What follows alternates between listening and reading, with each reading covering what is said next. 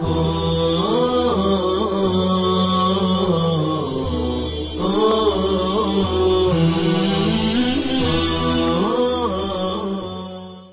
اللہ الرحمن الرحیم۔ السلام علیکم ورحمۃ اللہ وبرکاتہ۔ عزیز سامعین، طلبہ عزیز، اس سے پہلے سبق نمبر 6 میں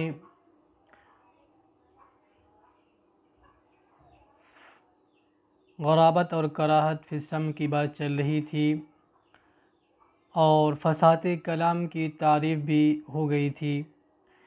ایک بار اور تعریف سن لیجئے، جیسا کہ کتاب آپ کے سامنے ہے اسکرین پہ۔ فصاحت کلام، کلام تنافر کلمات، ضعف تعلیف، تعقید لفظی اور معنوی سے محفوظ ہو۔ اب تنافر کلمات کیا ہے؟ تنافر کلمات کلام میں کچھ ایسے فصیح کلمے جمع ہو جائیں یا مکرر آ جائیں جس کے سبب اس کا تلفظ دشوار ہو جائے۔ اب تنافر کلمات میں مکرر آ جانے کی وجہ سے یا کئی فصیح کلمے جمع ہو جانے کی وجہ سے اس کا تلفظ دشوار کیوں ہوتا ہے؟ تو اس کا جواب یہ ہے کہ قرب مخارج، ایک قسم کے کئی کلمے ہوں تب بھی اس کا ادا کرنا مشکل ہوتا ہے، یا ایسے حروف کا اجتماع ہو جائے جن حروف کے مخارج قریب قریب ہیں تو بھی ان کا ادا کرنا مشکل ہو جاتا ہے۔ لہذا اگر ایسے فصیح کلمے جمع ہو جائیں یا مکرر آ جائیں، یعنی مکرر آ جائیں بعینہ، وہی لفظ وہی کلمہ 2 بار 3 بار آ گیا، یا پھر کلمے تو الگ الگ ہیں لیکن ان کے مخارج قریب قریب ہیں، تب بھی تنافر کلمات ہو جائے گا۔ اب اس تنافر کلمات میں علماء کرام 2 قسمیں بیان کرتے ہیں۔ ایک قسم تنافر کی وہ ہے جو شدید ہے اور دوسری قسم خفیف ہے، یعنی پہلی قسم کے اندر جو شکل آتا ہے وہ شدید درجے کا ہوتا ہے اور دوسری قسم کے اندر جو شکل آتا ہے وہ خفیف درجے کا ہوتا ہے، اور یہ چیز آپ کو کلام عرب پر زیادہ واقفیت حاصل کرنے سے حاصل ہوگی کہ کس میں شدید ہے اور کس میں خفیف ہے۔ شدید کی مثال جیسے صاحب کتاب نے دے رکھی ہے، قبر حرب بمکان کفر ولیس قرب قبر حرب قبر۔ یہاں پہ قرب لیسا کی خبر ہے اور قبر آگے جو ہے قبر حرب، ولیس قرب قبر حرب قبر، قبر جو ہے لاسٹ والا آخر والا یہ لیسا کا اسم ہے۔ اب دیکھیے یہاں پر قرب قبر حرب، مخارج ایسے حروف جمع ہو گئے جن کے مخارج قریب قریب ہیں، تو ان کلمات کے اجتماع کی وجہ سے ادائیگی دشوار ہو رہی ہے، اور آگے قبر کا تکرار بھی لازم آ رہا ہے، لہٰذا اس شعر کے اندر یعنی دوسرے مصرع کے اندر تنافر کلمات لازم آ رہا ہے چونکہ ادائیگی دشوار ہو رہی ہے، یعنی حرب کی قبر بے آب و گیا جگہ میں یا جنگل میں ہے، کفر جہاں پہ گھاس وغیرہ نہ ہو، پیڑ پودے نہ ہوں، اور حرب کی قبر کے پاس کوئی قبر نہیں ہے، یعنی حرب کو ایسی جگہ دفن کیا گیا جہاں پر کوئی اور قبر نہیں ہے۔ حرب یہ ابو سفیان رضی اللہ عنہ کے والد اور معاویہ رضی اللہ تعالیٰ عنہ کے دادا ہیں۔ علماء کرام بیان کرتے ہیں کہ حرب ایک سفر سے واپس آ رہا تھا، اس نے ایک درخت کو کاٹ دیا، تو جناتوں نے اس کے جسم کو آگ لگا دی، اس کو قتل کر دیا اور اس کے جسم کو آگ لگا دی۔ تو شاعر یہ کہہ رہا ہے کہ حرب کو ایسی جگہ دفن کیا گیا جہاں پر اس کا کوئی، یعنی اس پہ رونے والا یا فاتحہ پڑھنے والا بھی نہیں ہے۔ کچھ علماء کرام بیان کرتے ہیں کہ حرب ایک سفر میں جا رہا تھا، تو دیار بنی عبس کے جنگل میں پہنچا، ایک سانپ ملا، اس کو قتل کر دیا۔ جب رات ہوئی، سخت ٹھنڈک کا موسم تھا، جب رات ہوئی تو ایک لڑکی جو جنات کی تھی وہ آئی اور ایک ڈنڈا بانس اپنے ہاتھ میں لی ہوئی تھی، اس نے اس کو زمین پر مارا تو اونٹ بدکنے لگے، بھاگنے لگے، یہ لوگ پریشان ہوئے۔ 2-3 دن ایسا ہوا یا 2-3 بار ایسا ہوا، تو ان لوگوں نے کسی سے پوچھا تو انہوں نے کہا بسمک اللہم کہہ دو، بھاگ جائے گی۔ چنانچہ جب وہ آئی اور ان لوگوں نے ایسا ہی کہا، وہ بھاگ گئی، لیکن جناتوں نے اس کو قتل کر دیا سانپ کے قتل کرنے کی وجہ سے، اور اس کے جسم کو آگ لگا دی۔ بہرکیف اس واقعے سے ہمیں مطلب نہیں ہے، لیکن شعر کو سمجھنے کے لیے اس واقعے کا اختصاراً بیان کر دینا، شعر کو سمجھنے میں اس سے مدد ملتی ہے۔ اب آئیے، ایک چیز تو ہو گئی کہ کلام تنافر کلمات سے محفوظ ہو، تنافر کلمات آپ سمجھ گئے۔ ایک بات اور میں بتا دوں کہ وہاں پیچھے جو گزرا ہے وہ فصاحت کلمہ ہے اور یہ فصاحت کلام ہے۔ پیچھے جو گزرا تنافر حروف تھا کہ ایک کلمے میں چند حروف ایسے جمع ہو جائیں جس کی وجہ سے ادائیگی دشوار ہو، تو وہاں پر تنافر کلمہ ہوگا۔ یہاں پر یہ بات نہیں ہے، تنافر کلام کے اندر فصیح کلمات جمع ہو جائیں، فصیح کلمات جمع ہو جائیں، لیکن جمع ہونے کی وجہ سے تلفظ دشوار ہو تو اس کو تنافر کلمات کہیں گے۔ اب آگے دیکھیے، ضعف تالیف، کلام مشہور قاعدہ نحوی کے خلاف ہو، کلام مشہور قاعدہ نحوی کے خلاف ہو، یعنی جمہور نحات کا جو مسلک ہو، جو مذہب ہو، اس کے خلاف ہو۔ اگر کلمہ اس کے خلاف ہے، کلام اس کے خلاف ہے، تو کہیں گے کہ اس کلام میں ضعف تالیف ہے۔ جی، جیسے کہ اضمار قبل الذکر، یعنی مرجع کو ذکر کرنے سے پہلے اس کی ضمیر کا ذکر کر دینا، جیسے جزا بنوہ ابا الغیلانی، جزا بنوہ ابا الغیلانی، ابو الغیلان، یہ اپنے بیٹوں کے ساتھ اس نے حسن سلوک کیا، ان کے ساتھ اچھا برتاؤ کیا، ان کی دیکھ ریکھ، ان کی تربیت کی، لیکن جب یہ بوڑھا ہو گیا تو بچوں نے اس کے احسان کا صحیح بدلہ نہیں دیا، اسی کو کہا جزا بنوہ ابا الغیلانی۔ تو یہاں پر اضمار قبل ذکر لازم آ رہا ہے، چونکہ ضمیر پہلے آ گئی، ابوالغیلان کی طرف یہ ضمیر لوٹ رہی ہے، ضمیر پہلے ہے اور مرجع بعد میں ہے۔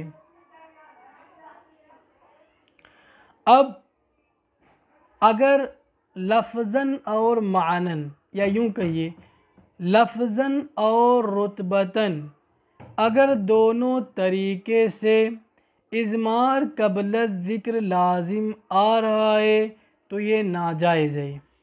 اگر صرف لفظاً لازم آ رہا ہے، معنن یا رتبتاً لازم نہیں آ رہا ہے، تو پھر یہ جائز ہے، یہ قاعدہ نحوی کے خلاف نہیں ہوگا۔ پہلے آپ مثال یہ والی دیکھ لیجئے، جزا بنو ابوالغیلان، بنو ابوالغیلان، تو ہو جو ضمیر ہے یہ ابوالغیلان کی طرف راجع ہے۔ ابوالغیلان یہ لفظاً تو مؤخر ہے، ہمیں نظر آ رہا ہے، رتبتاً اور معنن بھی مؤخر ہے۔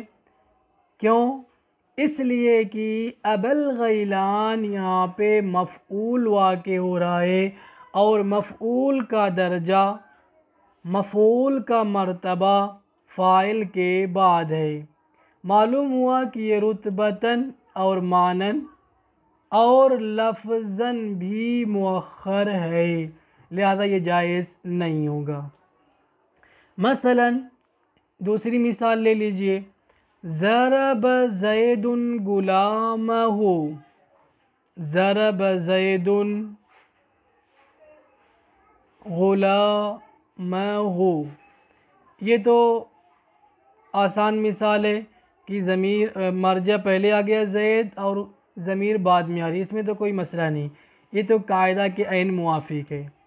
دوسری مثال لیجئے، ضرب غلامہ زید، ضرب غلامہ زید، یہاں پہ زید نے اپنے غلام کو مارا، دیکھیے غلامہ زید، غلامہ کے اندر جو ضمیر ہے یہ پہلے آ گئی، جو زید کی طرف راجع ہے، اور زید بعد میں آ رہا ہے۔ لیکن اب اس میں دیکھنا ہے، لفظاً تو ضمیر پہلے آ گئی، صحیح، لفظاً ضمیر پہلے آ گئی اور ضمیر جس کی طرف راجع ہے وہ بعد میں آ رہا ہے، تو لفظاً تو اضمار قبل ذکر لازم آ رہا ہے، لیکن رتبتاً آ رہا ہے یا نہیں آ رہا ہے اس کو دیکھیے۔ تو زید جو بعد میں ذکر کیا گیا ہے، ضرب غلامہ زید، زید فاعل ہے، فاعل کا درجہ، فاعل کا مرتبہ فعل کے فوراً بعد ہے، تو اور غلامہ کے اندر جو ضمیر ہے نا، یہ مفعول کے ساتھ لگی ہے، مفعول کا درجہ بعد میں ہے، مفعول کا درجہ کیا ہے؟ بعد میں ہے۔ تو معلوم ہوا کہ رتبے کے اعتبار سے اضمار قبل ذکر لازم نہیں آ رہا ہے، چونکہ رتبے کے اعتبار سے زید فاعل ہے اور فاعل کا درجہ فوراً فعل کے بعد ہے، تو یہ کہا جائے گا کہ یہ مثال رتبے اور معنی کے اعتبار سے ضرب زید غلامہ ہے، لہذا یہاں پر اضمار قبل ذکر نہیں ہے۔ اگر کہا جائے ضرب غلامہ زید تو اضمار قبل ذکر نہیں ہے۔ سمجھ میں آ گئی ہوگی بات، یہ صرف لفظاً اضمار قبل ذکر ہے، رتبتاً نہیں۔ چلیے آگے چلتے ہیں، یا ایک آدھ مثال اور دوسری دیکھ لیجئے اس کی اضافے تالیف کی، کہ قاعدہ مشہور قاعدہ نحوی کے خلاف ہو، یعنی جمہور نحات کا جو مسلک ہے اس کے خلاف ہو، جیسے ضمیر وصل کا لانا فصل کی جگہ پر، جہاں پر ضمیر وصل کا لانا جائز نہیں ہے وہاں پر آپ ضمیر وصل لائیں۔ مثلا اگر آپ ضمیر کو فعل پر مقدم کرتے ہیں تو وہاں پر ضمیر فصل کو لایا جائے گا، آپ اگر کہتے ہیں ایاک نعبد، ایاک نعبد کی جگہ آپ کہتے ہیں کنعبد، تو یہ صحیح نہیں ہے، یہ قاعدہ نحوی کے خلاف ہے، لہذا یہ ضعف تالیف ہے۔ اگر آپ کہیں گے کنعبد تو یہ آپ کا کلام فصیح نہیں کہا جائے گا۔ امید ہے کہ آپ کو سمجھ میں آ گیا ہوگا۔ آگے دیکھتے ہیں تعقید لفظی۔ کلام میں کچھ ایسی لفظی پیچیدگی، مثلا حذف، فصل، تقدیم و تاخیر ہو جس کے سبب اس کا مفہوم سمجھنا دشوار ہو۔ لفظی پیچیدگی یعنی لفظ کی وجہ سے پیچیدگی آئی ہو، آپ نے کسی ایسی چیز کو حذف کر دیا جس پر کلام کا سمجھنا موقوف تھا، تو اب کلام سمجھ میں نہیں آئے گا، مفہوم سمجھ میں نہیں آئے گا، لہذا اس کو لفظی پیچیدگی کہیں گے۔ مثلا آپ نے کہا ضربنی الذی ابوہ، ضربنی الشخص الذی ابوہ، آپ یہاں رک گئے، آپ نے خبر کو حذف کر دیا تو مفہوم واضح نہیں ہوا، مجھے اس شخص نے مارا جس کا باپ، کیا جس کا باپ، آپ نے خبر کو حذف کر دیا تو مفہوم کا سمجھنا دشوار ہو گیا، لہذا اس کو تعقید لفظی کہیں گے۔ چونکہ یہاں پہ لفظ کو حذف کرنے کی وجہ سے پیچیدگی آئی ہے، لہذا اس کو کیا کہیں گے؟ اس کو کہیں گے تعقید لفظی۔ حذف ہو، فصل ہو، تقدیم و تاخیر ہو، یعنی جہاں پہ وصل ضروری ہے آپ وہاں پہ فصل کر دیں۔ مثلا موصوف صفت کے درمیان کسی اجنبی کلمے اور کلام کے ذریعے سے فصل کر دینا، الا اور اس کے مستثنیٰ کے درمیان فصل کر دینا، اسی طریقے سے مضاف مضافلے کے درمیان فصل کر دینا، اس سے پیچیدگی پیدا ہو جاتی ہے مفہوم کے سمجھنے میں۔ اسی طریقے سے تقدیم و تاخیر، جس کا حق مقدم کرنے کا ہے اس کو مؤخر کر دینا، جس کا حق مؤخر کرنے کا ہے اس کو مقدم کر دینا، اس سے بھی کیا ہوتی ہے؟ پیچیدگی پیدا ہو جاتی ہے۔ اگرچہ تقدیم و تاخیر یا فصل وغیرہ کی اجازت دی گئی ہے شعر کے اندر قافیہ کے لیے، وزن بنانے کے لیے، لیکن وہیں تک اجازت ہے جہاں تک کہ کلام سمجھ میں آ جائے۔ اگر کلام سمجھ میں نہ آئے، اتنا زیادہ الٹ پھیر کیا گیا تو پھر وہ کلام بھی صحیح نہیں ہے، ایسے الٹ پھیر کی اجازت نہیں ہے۔ اب آپ مثال میں دیکھیے، ما قرأ الا واحدا محمد مع اخیہ کتابا، آپ نے اس سے کیا سمجھا؟ نہیں پڑھا مگر ایک کو محمد نے اپنے بھائی کے ساتھ کتاب، سمجھ میں نہیں آ رہا ہے، چونکہ بہت زیادہ تقدیم و تاخیر اور فصل واقع ہو گیا ہے۔ اس کی اصل دیکھ لیجیے، آگے لکھی ہے ما قرأ محمد مع اخیہ الا کتابا واحدا، اب سمجھ میں مفہوم آ گیا۔ تو یہاں پر الا کتابا واحدا، ایک تو موصوف صفت کے درمیان بہت زیادہ فصل کر دیا گیا، صحیح، اس کے بعد فعل کے بعد فاعل کو ذکر نہیں کیا، فاعل کو بہت زیادہ مؤخر کر دیا، حالانکہ اس کا درجہ کیا ہے؟ مقدم کرنا چاہیے۔ تو اس کی وجہ سے، اس کے یعنی فصل اور تقدیم و تاخیر کی وجہ سے اس مثال میں کوئی حذف نہیں ہے۔ فصل اور تقدیم و تاخیر کی وجہ سے اس کا مفہوم سمجھنا مشکل ہو گیا تھا، لہٰذا اس کو تاکید لفظی کہیں گے۔ اگر ہم یہ کہتے ہیں ما قرأ الا واحدا محمد مع اخی کتابا، تو یہ تاکید لفظی ہے۔ اب آئیے تاکید معنوی کی طرف۔ مصنف کی عبارت دیکھیے مؤلف کی، کلام میں کچھ ایسی معنوی پیچیدگی ہو جس کے سبب اس کا مفہوم سمجھنا دشوار ہو، جس کے سبب اس کا مفہوم سمجھنا دشوار ہو، جیسے نشر الملک السنتہ فی المدینہ۔ وقت ہو گیا، اس کی تشریح انشاءاللہ اگلے محاضرے میں۔ السلام علیکم ورحمۃ اللہ وبرکاتہ۔